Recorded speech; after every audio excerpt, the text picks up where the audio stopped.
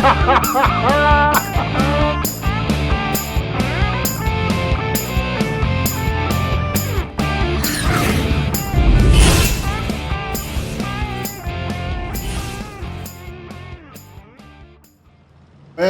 whoever you are, wherever you are, whatever you're doing and whoever you're doing it to, I'm talking to you, that bloke in the back corner. I know what you're up to. I'm Bushka Blitz, and I'm back with another dose of the hot stuff as we take a look at the Tier X Japanese Medium, the STB one.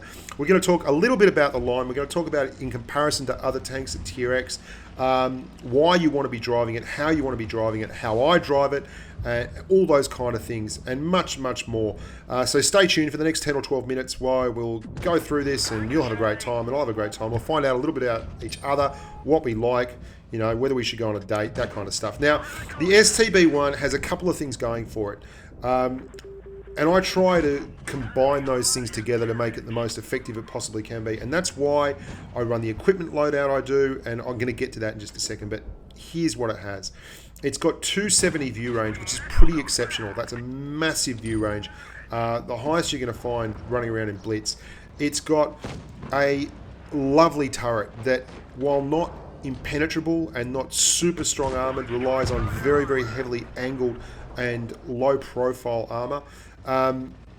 It allows you to bounce shots. So it's got a great view range, it's got a reasonably strong turret, quite a weak chassis, and very good mobility.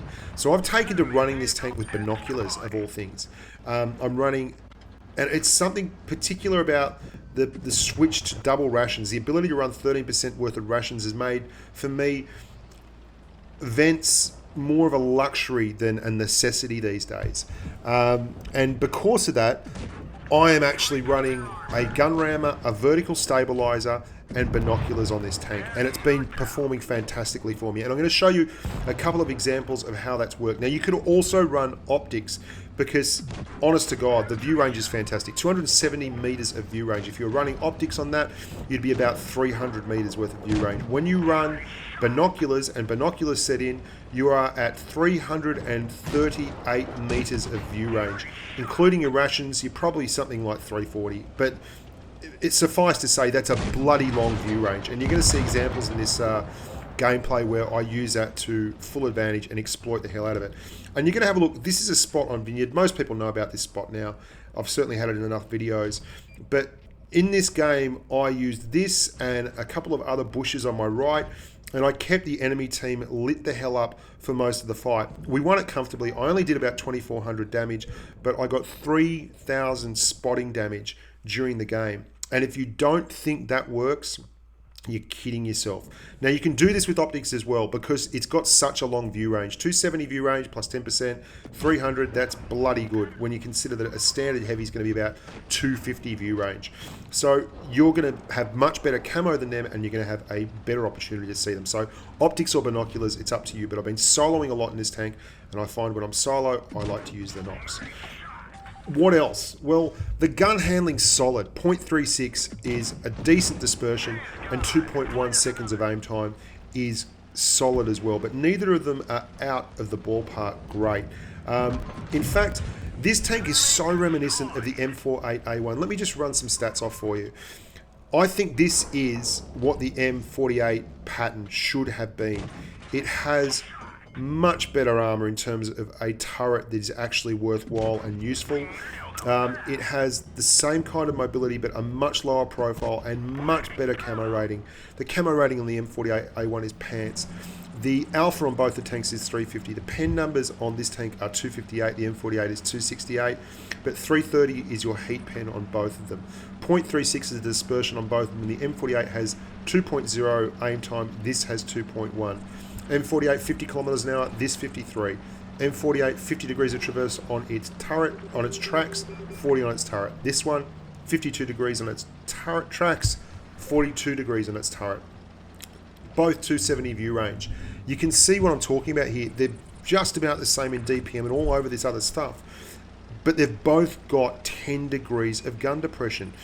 You can't use it as easily on the M48 because its camo is rubbish, and it's as big as a house. It's very, very, very hard to miss shots on an M48 as opposed to an STB1. And to give you an example, look at that T54 in front of me. See how low to the ground he is? I'm above him, and this is a bigger tank than the T54. But the M48 is bigger than a T110E5, and that's the American Heavy. Now, don't get me wrong, I've got a review coming up on the M48A1 because I wanted to give it a second chance, and I re-drove it, and it was great. But look at this situation here. I'm in this tank, nice camo rating, great view range. The gun handling's just fine. .36 will get the job done at this kind of stuff. And we're looking down the barrel and smacking people. The 54 is going to die, but we're not going to give up this area here because we are basically going to use our binoculars and we're going to be very, very successful with it. Now, I'm going to back up here once that 54 is gone and I lose my shots. Obviously very, very soon. We're just having a field day here, an absolute field day, but we're finally spotted. So we use our mobility and we back up. I don't go around the corner. I get out of line of sight and then I keep retreating. Because what I want to do here, I've got a lovely long avenue. You won't get a better opportunity than this. A lovely long avenue of fire. I'm going to back it up, get around the corner, let binoculars set in at the very rear of the what do you call it, the range kind of thing, straight down this road here, and then we're going to use that view range to spot them up, keep them spotted, and just hit them without having any spotting whatsoever. We're just going to have free shots here, and that's how I use binocs all the time. The other thing with this tank, I do a lot on certain maps like Canal, which you're going to see soon, Falls Creek, Fort Despair. You can find bushes there and let the binoculars kick off. You'll spot people up and you move back slightly. There's a video, I think Wargaming posted it to the portal, of me showing people how to do this, where you move back from the tree once they're spotted, and once they lose their definition and they're just a silhouette, just an outline, then they can no longer see you if you're at the right kind of distance, and you can just put shots into your heart's content. Now you're going to see here we've nearly backed up, and you'll see when the binoculars pop in just a wee while that the targets will get lit up and we can rock and or roll. And it's from there on in, it's a turkey shoot, and we end up doing like 4.5k this game or something. There you go, got them lit up.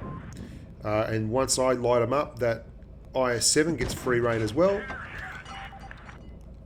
And you can see they're up to 280 meters there for that guy, but I spotted him up well back. Like, binoculars will get a moving target with a low camo rating at 320 meters, which is massive. 310, 320 meters. That's absolutely monstrous. And this poor old M48, he is still not seeing us. And I mean, the IS-7 eyes must have lit up as big as dinner plates there, where he's looking down an alleyway and then suddenly they light up and he just gets free run of it. Now you're going to see us do our thing on Canal here. Very much the same deal. This silly old E50 has left himself in a poor position. As soon as binoculars set in, you see we've now got the whole thing screwed. He can't escape. His camo is not going to reset there for him. Not in that E50M anyway. At 286 meters, we've easily got him covered, and we're going to blind shot him in a second. The gun handling's great. The turret's pretty solid. It's so low down, and it gets angles working for it more than thickness of the armor profile. Around the gun itself is kind of weak. There's another STB one. We're going to take one from him. Obviously, you can see what I'm talking about there with 258mm of pen. Look how red that turret is. It's pretty tough, but because of the gun depression, you can move up on things like this, which T62As and 140s just simply cannot do. You can move up on top of hills and still have a fairly bouncy turret and get shots down. I mean, you can see that's gun depression right there. That's a lovely example of how you want to be using the STB1. I love this tank. It looks good. I mean, look at it. It moves sinuously. It's very much Viper-like. I've knocked down another tree. I've made myself a little high just in case someone pops on my right. And I'm going to let the binocs click in and then just sit and have a little rest and a little wait and think about life, what I've done lately, where I'm going that afternoon, should I get a coffee, all these kind of things. Now you see the rangefinder, very, very important. I'm a bit worried here. 222 camo, he probably won't see me. Yep, he doesn't. but he certainly sees me on this one, and this is silliness by me. I should have been pulling back right here. I start pulling back, but yeah, too late. Deserved that, fully deserved it. That, if you fire and someone was at 200 odd meters away from you, they're going to see you in most tanks. You've got to be aware of that, and you've got to pull back. Now, I'm going to go straight through this E75. A little bit trollish at times, the gun handling on this, but it's certainly doing the job at the moment. We just hull down here. Poor old E75 tries a quick shot. I don't know where that went. Straight underneath him, apparently. Just dinged him again. Bounced one off that lovely turret I was talking about. We've gone a heat to make sure at the end. Now, he probably thinks that he is out of range now, but he is certainly not, because he stopped dead. Oh no, actually, I think I got his engine there. Actually blew the engine up. Yeah, you can see the engine just on top of it. And just getting a little bit lazy here, because this is all over, really, I feel like. And that's what happens when you get lazy. E100 just smacks you straight through the drive wheel or side of your tank for a full measure of devotion. And again, I deserve that. So getting very lazy there, 2 shots that were absolutely crap. That first E100, that guy there that just died, I never should have been there. And that last one was just a dead set giveaway. And this E100 here, he's looking away, he's trying to get shots in. Just waiting, waiting, waiting. Switch to heat to go through the cheeks, as you do on an E100. Poor E100s. I mean, you've got to learn to angle that turret. It's brutal if you don't. Switch over straight to that IS-7. Nut him. 4 kills. Moving on with live. Back into the E100. Into the turret cheeks. He turns it. We'll have that. Thank you very much. 5 kills. A cubic buttload of damage. Basically firing very much on the reload for quite a bit of that game. Using the binocs. Using the gun depression. 5,177. Got a lot of spotting damage as well, nearly 1,800 spotting damage, 1,700, sorry, spotting damage. Yeah, just fantastic tank. You can drive it with optics, you can drive it with events and a V-stab and a rammer if you want to be very old school about it. I've certainly moved away from that in most of my mediums now, and I'm running more of an aggressive lineup with rammer, V-stab and either optics or binoculars. I just feel that they give the tank so much more in certain situations, especially in late game situations where it's you versus another tank, and if it's a heavy, you can set up in situations and get 300 odd view range and get that first shot, which is key, and really work that. If you're resetting a cap, the same deal. You can use the rangefinder to figure out how far away you need to be from the cap and just edge forward until you get that distance and then spot them and smack them. So I'm Bushka on Blitz. Thank you very, very much for watching the channel. It's really appreciated. There's a hell of a lot of content coming up lately. And in the very near future, we're going to be doing some Patreon-only streams as well, some sponsor stuff.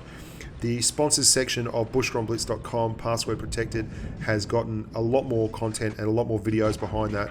So hats off, and if you're not looking at that and you're a patron, you really should be. We're going to have the M48A1 up very, very soon. I'm going to be doing a mouse video, a Tiger P video. There's heaps of stuff coming.